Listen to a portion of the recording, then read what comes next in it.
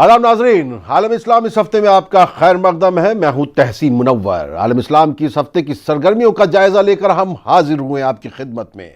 तो आइए, आज आलम इस्लाम इस हफ्ते में इसराइल फलस्तीन तनाज़े के हल का मंसूबा ट्रंप ने किया पेश। यरूशलेम को इसराइल का गैर मुक़तसिम दारुल हुकूमत रखने और आज़ाद फलस्तीनी रियासत की तजवीज़। सऊदी अरब क्या गैर मुमालिक में वाक़ मस्जिद के लिए फंड रोक देगा?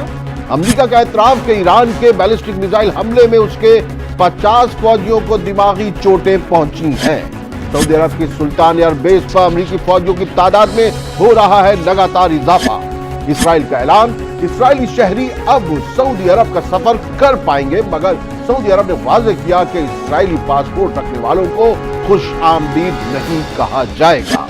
और यूरोपीय पार्लियामान में हिंदुस्तान के शहरियत तरमीमी कानून के खिलाफ मजम्मती करारदादों पर वोटिंग मार्च तक टली, हिंदुस्तान की एक तरह से जीत। आलम इस्लाम पर अपनी राय देने के लिए आज हमारे दरमियान होंगे आलम इस्लाम के उमूर के माहिर ख्वाजा इफ्तिखार अहमद साहब। ख्वाजा साहब, आपका बहुत बहुत शुक्रिया और पहली बार आप हाजिर हुए हैं और हम आपका शुक्रिया अदा करते हैं। तो आइए आगाज करते हैं ट्रंप के मिडिल ईस्ट के प्लान से।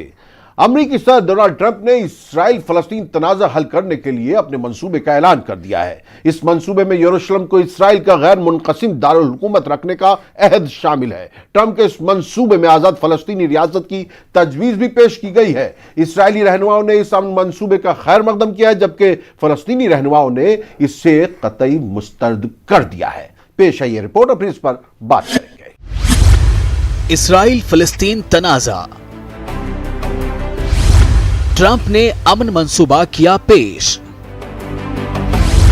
ट्रंप ने अमन मंसूबे को करार दिया तारीखी। इसराइल ने किया खैर मकदम, फलस्तीन ने किया मुस्तरद। एक अरसे से जिस अमन मंसूबे का इंतजार दुनिया को था, वो बिलाखिर मंजर-ए-आम पर आ गया। अमेरिका के सदर डोनाल्ड ट्रंप ने मशरिक़ वस्ता में क़याम अमन के लिए अपना मंसूबा पेश कर दिया है, जिसमें यरूशलेम को इसराइल का गैर मुनक़सिम दारुल हुकूमत रखने का अहद शामिल है।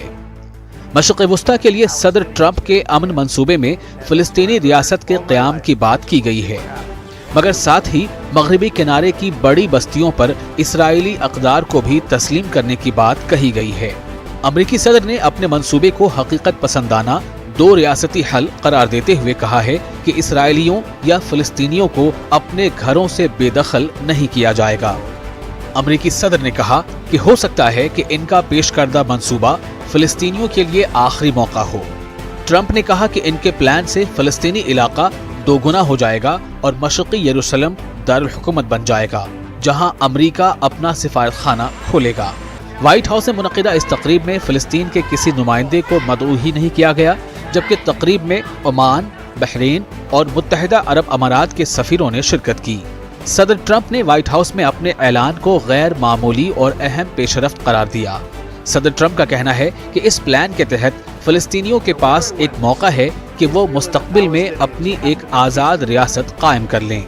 ये इस बात की तरफ इशारा है कि आलमी क़वानीन के तहत गैर कानूनी मानी जाने वाली इसराइल की तामीर करदा मगरबी किनारे पर यहूदी बस्तियों को ख़त्म नहीं किया जाएगा। फ़लस्तीनी सदर ने इस मुआहिदे को तारीख पर तमाचा करार दिया है। फ़लस्तीनी वज़ीर-ए-आज़म मोहम्मद इश्तिया ने कहा कि सदर ट्रंप का मंसूबा फ़लस्तीनी सोच का गला घोंटने के मुतरादिफ है। Bureau report, news 18 Urdu. Khwaja Sahab, ये जो ट्रंप का मंसूबा है, वो अब ये मान लें कि वो पूरे तौर पर इलेक्शन मोड में चले गए, या ये वाकई वहाँ पर जो है उस खित्ते में अमन की कोशिश है? डोनाल्ड ट्रंप साहब जो हैं वो इस वक्त गैर मामूली उतावलेपन का मुजाहिरा कर रहे हैं, और उनका उतावलापन ये है कि कम वोट में किसी भी कीमत पर वो दोबारा सदारत हासिल करना चाहते हैं। अफगानिस्तान में वो तालिबान के साथ मुतवातिर बातचीत कर रहे हैं, और आए दिन ये सुनने में आता है कि शाम तक समझौता हो जाएगा और दस्तखत हो जाएंगे। दूसरी तरफ तालिबानी जो है उनके हेलीकॉप्टर भी गिराते हैं, उसके बाद में फिर ये भी नहीं रुक रहा है। उसके बाद में फिर जो वहाँ पर जंगजूयत चल रही है और जो सफारा है अमेरिकी अफवाज के खिलाफ तालिबान, उसमें या उसकी शिद्दत में किसी भी तरह से कोई कमी नहीं दिखाई देती। अब क्योंकि उस फ्रंट पर उनको वो कामयाबी हासिल नहीं हो पा रही जिसको लेकर वो ووٹر کے پاس جائیں. اب دوسری طرف ہاتھ بڑھایا اور یہ کہہ کے بڑھایا کہ جس کام کی ضرورت امریکہ کا کوئی صدر اور امریکہ کی کوئی انتظامیہ نہیں کر سکی، میں اس کام کو کرنے جا رہا ہوں.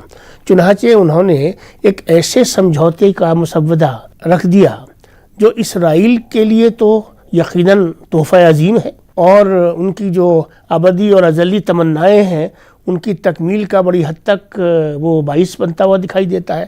لیکن تحسین صاحب، کوئی بھی معاملہ ہو یا معاہدہ ہو، فریق تو دو ہوتے ہیں.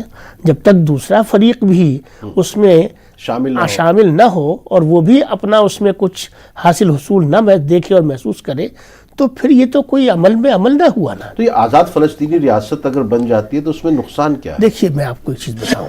آزادی کا مطلب ہوتا ہے خود مختاری، اور خود مختاری کی شناخت ہوتی ہے اقتدار اعلیٰ، جس کو ہم انگریزی میں سوورینٹی کہتے ہیں.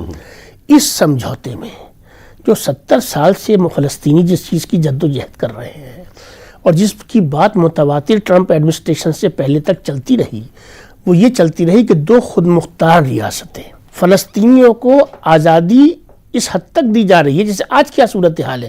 آج وہاں پر ایک پیلسٹینین اتھارٹی ہے جس کے پاس اندرونی ایک آٹونومی اور خود مختاری ہے کہ وہ اپنے روزمرہ کے معاملات جو ہے وہ اپنے طور پہ چلا رہے ہیں.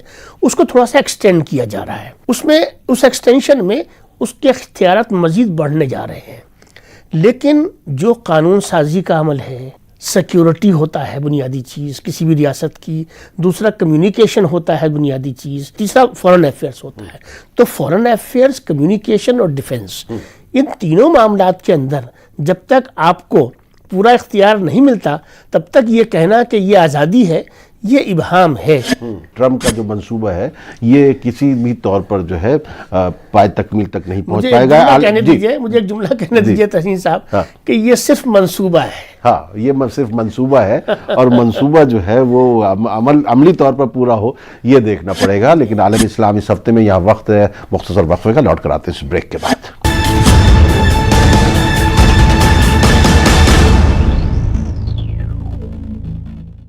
عالم اسلام میں آپ کا ایک بار پھر خیر مقدم ہے. آگے بڑھتے ہیں سعودی عرب کی طرف. ایک خبر یہ ہے کہ سعودی عرب کے سابق وزیر انصاف محمد بن عبد الکریم عیسیٰ نے اعلان کیا ہے کہ ان کا ملک غیر ممالک میں واقع مساجد کے لیے فنڈ روک دے گا.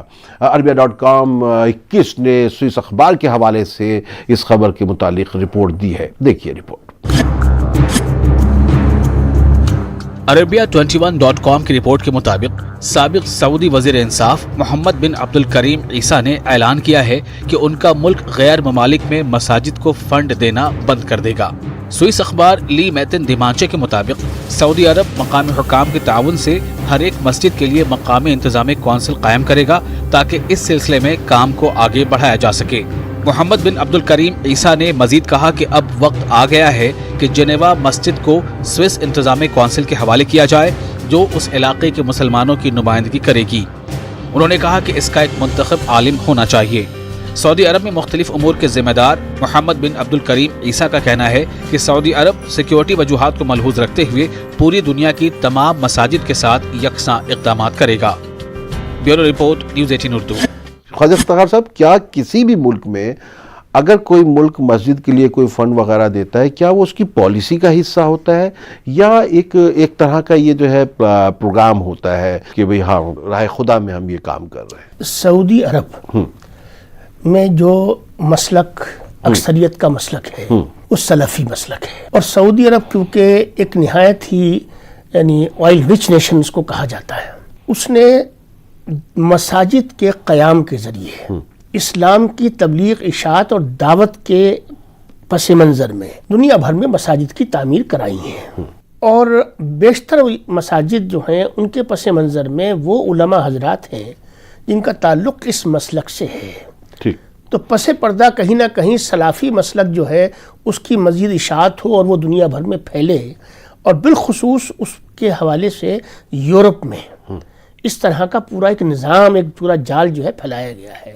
جنیوا جیسی اہم ترین جگہ جو ہے جس کی بین الاقوامی سفارتکاری میں، سیاست میں اور مذاکرات اور مباحثوں کے حوالے سے اور فیصلوں کے حوالے سے ایک بڑی کلیدی حیثیت ہے، وہاں پر بھی ایک بڑی مسجد ہے جو کہ سعودی عرب نے وہاں تعمیر کرائی ہے۔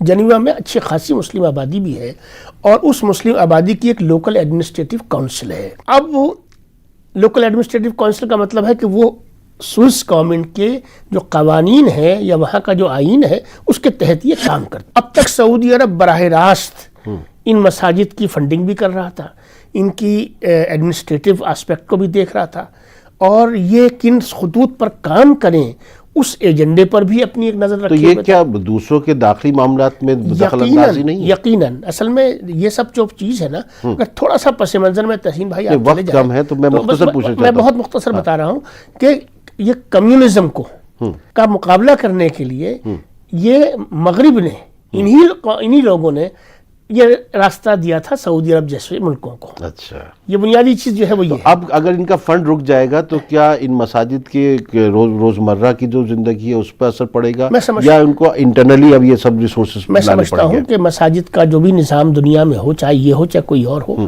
وہ مقامی سطح پر اس کا نظم ہونا چاہیے۔ آگے بڑھتے ہیں کہ امریکہ نے اب یہ اعتراف کر لیا ہے کہ ایران کے بیلسٹک میزائل حملے میں اس کے 50 فوجیوں کو دماغی چوٹیں پہنچی تھیں۔ امریکہ کے محکمہ دفاع پینٹاگن نے کہا ہے کہ امریکی فوج کے ان 50 اہلکاروں میں دماغی چوٹوں کی تشخیص ہوئی ہے۔ دیکھیے رپورٹ۔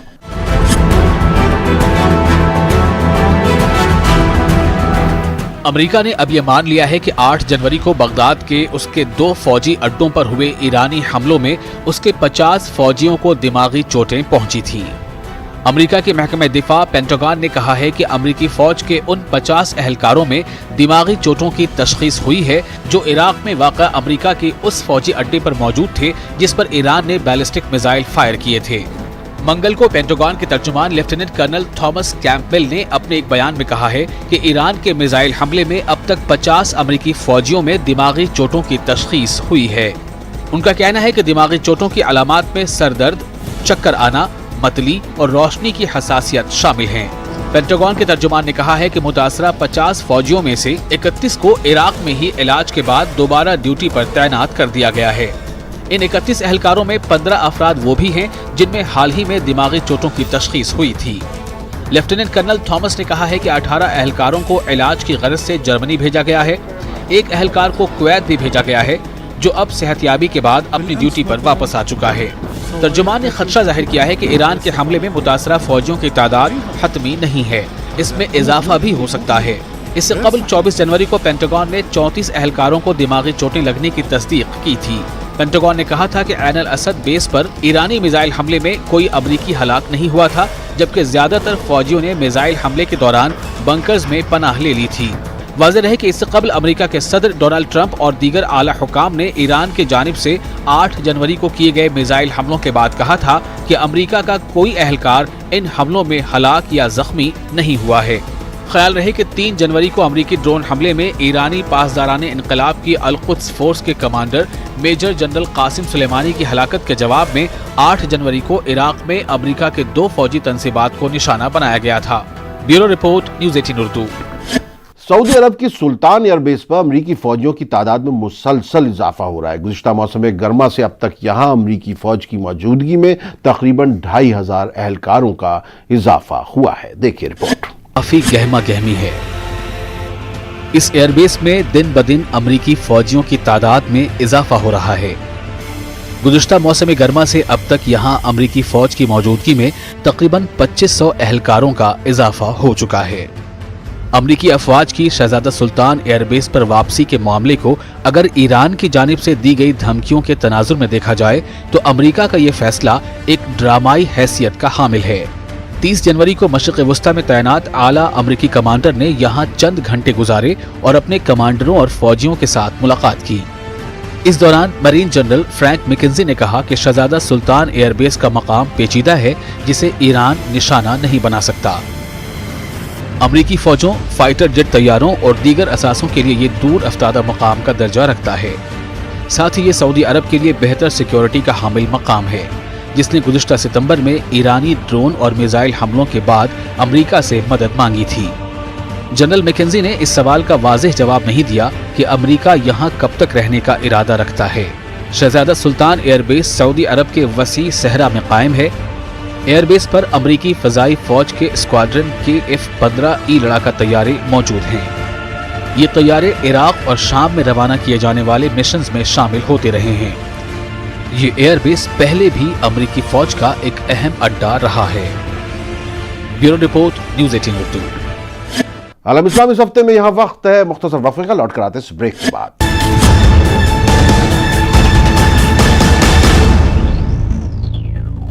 इस हफ्ते में आपका एक बार फिर खैर मकदम है। आगे बढ़ने से पहले नजर डालते हैं इस हफ्ते की कुछ अहम मगर मुख्तसर खबरों पर। न्यूज़ इन ब्रीफ में अमेरिकी सदर ट्रंप के मशरिक़ वस्ता अमन मंसूबे के खिलाफ गजा और उर्दन में शदीद मुजाहरे हुए हैं। फिलिस्तीनी जमात हमास ने इस मंसूबे को मुस्तरद कर दिया है। उर्दन में भी ट्रंप के अमन मंसूबे के खिलाफ सख्त एहतजाज किया गया है। ट्रंप के मशरिक़ वस्ता अमन मुआहदे के खिलाफ मगरबी किनारा में इसराइली फौज और फलस्तीनियों के दरमियान झड़पें हुई हैं। फलस्तीनियों ने यहूदी बस्ती की जानिब कूच किया, जिसके बाद इसराइली फौज ने उन्हें मुंतशिर करने के लिए अश्क आवर गोले दागे। फिलिस्तीन के सदर महमूद अब्बास 2 हफ्तों के अंदर अक़वाम मुत्तहिदा जाएंगे और सिक्योरिटी काउंसिल से खिताब करेंगे। महमूद अब्बास सलामती काउंसिल से खिताब के दौरान अमेरिकी सदर की जानिब से पेश किए गए फिलिस्तीन इसराइल तनाज़े के अमन मंसूबे को फिलिस्तीन की जानिब से मुस्तरद कर देने की वजूहात का जिक्र करेंगे। मशरिक़ वस्ता में फिलिस्तीन और इसराइल के देरीना तनाज़े के हल के लिए अमेरिकी सदर के मंसूबे पर आलमी बिरादरी का मिला जुला रद्द अमल सामने आ रहा है। सऊदी अरब, UAE और कतर ने जहाँ इसे खैर मकदम किया है, वहीं ईरान और तुर्की ने इसकी मुखालफत की है। अमेरिकी सदर के मशरिक़ वस्ता अमन मंसूबे पर गौर करने के लिए अरब लीग का हंगामी इजलास 1 फरवरी को तलब किया गया है। उम्मीद है कि इस इजलास में अरब लीग के लीडर फिलिस्तीनी इंतजामिया के सदर महमूद अब्बास पर जोर डालेंगे कि वो सदर ट्रंप और इसराइल के साथ बातचीत करें, जबकि महमूद अब्बास अरब मुल्कों से कहेंगे कि वो इस मंसूबे के खिलाफ मुत्तहिद हों। ईरानी पासदारान इनकलाब के कमांडर ने अमेरिका को मुतनब्बे करते हुए कहा है कि वो ईरानी कमांडर को धमकी देना बंद करे। ईरानी कमांडर जनरल हुसैन सलामी का कहना है कि अगर अमेरिका अपनी हरकतों से बाज नहीं आया तो उसे सख्त नताइज का सामना करना पड़ेगा। ईरान के सदर हसन रूहानी ने अमेरिका की जानिब से शदीद दबाव की पॉलिसी का मुकाबला करने के पुख्ता अज़्म का एक बार फिर इयादा किया है। हसन रूहानी ने मुल्क में होने वाले आइंदा इंतखाबात के सिलसिले में अवाम को हिदायत दी है कि वो इंतखाबात में बढ़ चढ़कर हिस्सा लें। उन्होंने कहा कि मुश्किल हालात में भी उनकी हुकूमत अवामी बहबूद के लिए काम कर रही है। इराक में हुकूमत मुखालिफ मुजाहरे थमने का नाम नहीं ले रहे हैं। दारुल हुकूमत बगदाद मुजाहरों का मरकज बना हुआ है। तुर्की के मशरक़ी हिस्सों में 24 जनवरी को आए जल्जले में दर्जनों अफराद हलाक हो गए। जल्जले के नतीजे में 1600 से ज़ायद अफराद जख्मी भी हुए हैं। शाम के सूबे अदलिब के इलाके अरीहा में रूसी फ़ज़ाई हमले में कम अज़ कम 10 अफराद हलाक, जबकि मुतअद्दिद जख्मी हो गए। शामी हुकूमत की इत्तेहादी रूसी फ़ज़ाइया की बमबारी से हलाक होने वाले तमाम अफराद आम शहरी थे। तुर्की के सदर रजब तैयब एर्दोगान ने रूस पर शाम में मुआहदों की खिलाफ वर्जी का इल्जाम आयद किया है। तुर्क सदर के मुताबिक रूसी अफवाज आस्ताना और सोची में तयशुदा जंगबंदी मुआहदों पर अमल नहीं कर रही है। अमेरिकी जंगी जहाज़ों ने अफगानिस्तान में सन 2019 के दौरान अफगानिस्तान में कुल 7,423 बम गिराए और गुज़श्ता 10 वर्षों के दौरान ये सबसे ज्यादा सालाना तादाद थी। इसकी जानकारी अमेरिकी एयरफोर्स की मरकजी कमान की तरफ से दी गई है। अमेरिकी फौज का एक जंगी तैयारा अफगानिस्तान के सूबा गजनी में गिरकर तबाह हो गया। अफगान तालिबान ने इस तैयारे को मार गिराने का दावा किया है, तहम अमेरिकी हुकाम ने इसकी तरदीद की है। सूडान में फ्यूल सब्सिडी कम किए जाने का मंसूबा है। सूडान के वज़ीर ख़जाना इब्राहिम अल-बदावी ने कहा है कि आइंदा मार्च से इस पर अमल दरामद किया जाएगा। उन्होंने कहा कि इसकी जगह गरीबों को रास्त तौर पर रकम फराहम की जाएगी। चीन में कोरोना वायरस से हलाकतों की तादाद 200 से तजावुज़ कर चुकी है। Malaysia, UAE, America, Canada, Hong Kong, Japan, Australia समेत दुनिया के मुतअद्दिद ममालिक इस वायरस की लपेट में हैं। आलमी इदारा सेहत ने बैनुल-अक़वामी सतह पर हंगामी हालत नाफिज कर दी है। इसराइल के वज़ीर दाखिला आर्या देरी ने ऐलान किया है कि इसराइली शहरियों को सऊदी अरब सफर करने की अब इजाजत होगी। इसराइल की नई पॉलिसी के तहत इसराइल में रहने वाले मुसलमान मजहबी मकासद के हुसूल के लिए सऊदी अरब जा सकेंगे, जबकि इसराइली यहूदी कारोबारी मकासद के लिए सऊदी अरब का सफर कर सकते हैं। दूसरी जानिब सऊदी अरब ने वाज़ेह किया है कि इसराइली पासपोर्ट के हामिल अफराद को ममलकत में खुशामदीद नहीं कहा जाएगा। देखिए रिपोर्ट।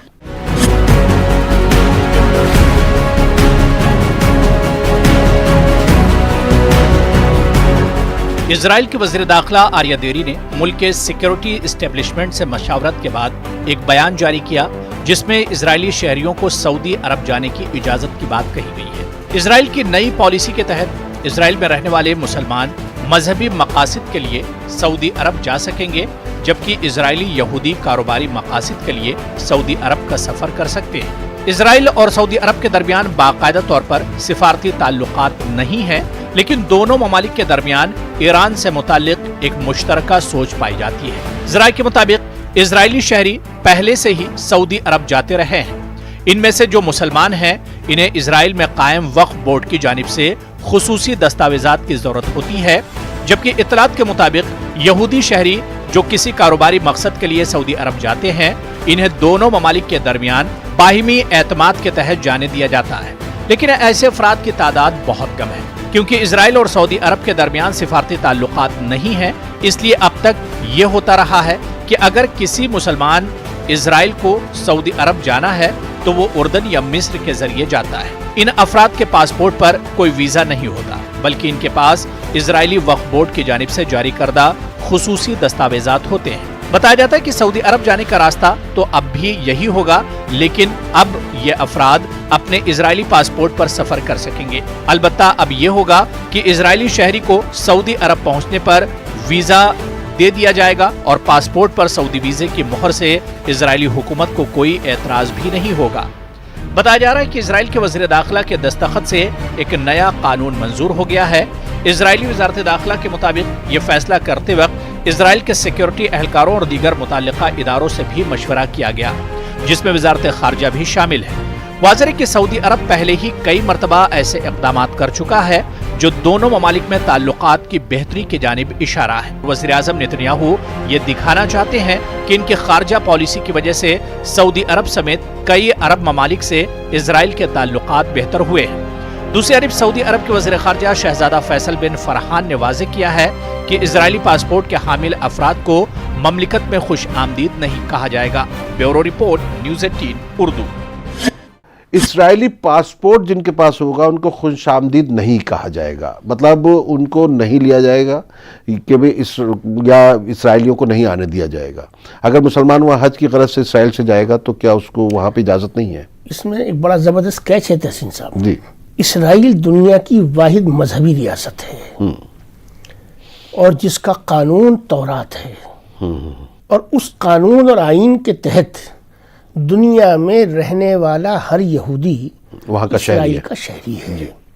اور آپ کے علم میں تو یقیناً ہوگا، لیکن ناظرین کی اطلاع کے لیے عرض کر دوں کہ میرے سمجھ اور مطالعے اور مشاہدے کے مطابق لگ بھگ تمام اسرائیلی شہری اور ان کے پاس میں وہ پاسپورٹ موجود ہے جس سے کہ وہ سعودی عرب جا سکتے ہیں۔ وہ کسی اور ملک کا پاسپورٹ لہذا انہوں نے جو بات کہی ہے ہمارے وزیر محترم نے سعودیہ کے کہ ان کے پاس اگر اسرائیل کا یعنی کہ اب تعلقات ان کے جو ہے قریب میں قربت آ رہی ہے اور آتی رہے گی۔ تعلقات میں جو جس طرح کی قربت آ رہی ہے اس قربت میں مجھے تربت دکھائی دیتی ہے، اس قربت کے کوئی بہتر آثار مجھے دکھائی نہیں دیتے۔ چلیے اب دیکھنا پڑے گا کہ اس کے بعد کیا نتیجہ نکلتا ہے، کیونکہ خواجہ افتخار صاحب نے تو بہت ہی سلیقے کے ساتھ بتا دیا اسرائیلی پاسپورٹ والا معاملہ، تو اس کے بعد یہ یقینی طور پر سعودی عرب اور اسرائیل اگر قریب آئیں گے تو کیا حالات ہوں گے عالم اسلام کے، وہ آگے چل کے دیکھیں گے۔ لیکن بس یہ آخری خبر ہے کہ یورپی پارلیمان نے ہندوستان میں متنازع شہریت ترمیمی قانون کے خلاف مذمتی قراردادوں پر ہونے والی ووٹنگ مارچ تک مؤخر کر دی ہے۔ حالانکہ اس معاملے پر بحث جاری رہے گی، لیکن ووٹنگ کا ٹلنا ہندوستان کی سفارتی جیت مانی جا رہی ہے۔ دیکھیے یہ رپورٹ اور مجھے دیجیے اجازت۔ عالم اسلام اس ہفتے میں آج کے لیے بس اتنا ہی۔ خبردار رہیے اور بیدار رہیے۔ خواجہ صاحب آپ کا بہت بہت شکریہ۔ آداب۔ ہندوستان میں شہریت قانون میں ترمیم کے خلاف بدھ کے روز یورپی پارلیمنٹ میں 6 پارلیمانی گروپوں کی طرف سے پیش کردہ مذمتی قراردادوں پر تند و تیز بحث کی گئی، جس کے بعد اس پر ووٹنگ جمعرات کو ہونی تھی۔ تاہم پارلیمان میں بحث کے بعد یہ ووٹنگ آئندہ مارچ تک مؤخر کر دی گئی۔ متنازع شہریت قانون کے خلاف بحث کے دوران یورپی پارلیمان میں موجود 483 اراکین میں سے 271 نے اس پر ووٹنگ مؤخر کرنے کے حق میں، جبکہ 199 نے اس کے خلاف ووٹ دیے اور 13 اراکین نے ووٹنگ میں حصہ نہیں لیا۔ یورپی پارلیمان کے کل ارکان کی تعداد 751 ہے۔ ووٹنگ مؤخر کیے جانے کو ہندوستان کی ایک بڑی سفارتی کامیابی کے طور پر دیکھا جا رہا ہے۔